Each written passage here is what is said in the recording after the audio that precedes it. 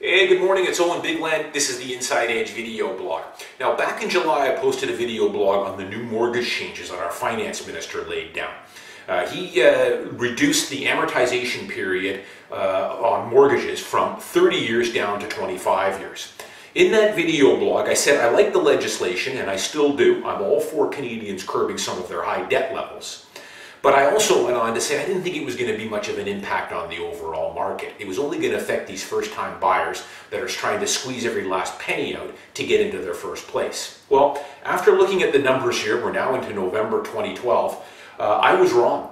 It had a much bigger impact than I thought it would. And the reason it has is because real estate works like a ladder. That guy who's trying to buy his first studio apartment, the guy who has the studio apartment that he wants to sell to him, he might want to move up to a one-bedroom or a two-bedroom. Well, if he can't sell his apartment, he can't move up to that two-bedroom.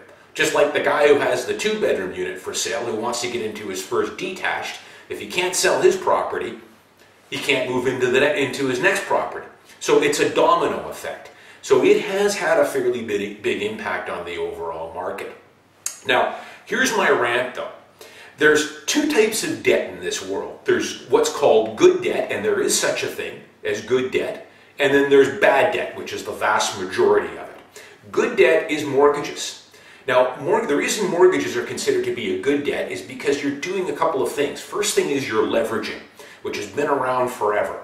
It's really one of the keys to financial freedom and financial success.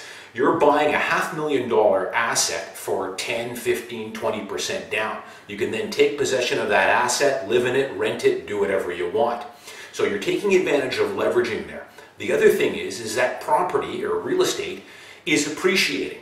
Real estate is an appreciating asset. It might not go up every year, but if you spread it down for 10, 15, 20 years, that property is going to increase in value.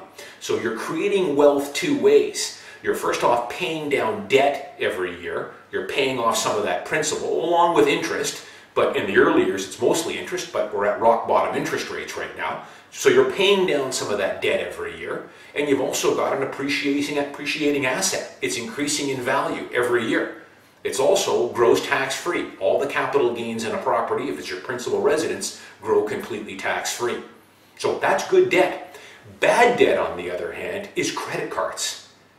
Our finance minister, Mr. Carney, and Mr. Flaherty haven't done anything about credit cards. Credit cards are bad debt. When you consider that many Canadians right now aren't paying off their principal every month. There's nothing wrong with having a credit card provided you pay it down every month. But a lot of Canadians aren't, and they're paying between 19 and up to 27 or 28%. That's loan shark type money. This is what's killing Canadians right now. It's not mortgage debt. It's things like credit card debt where you're paying these obscene interest rates. So I'm not sure why our finance minister isn't going after that kind of debt before he starts going after the good debt. Typical of the government. Now, please go to my YouTube page. I'd love to hear your opinion on this.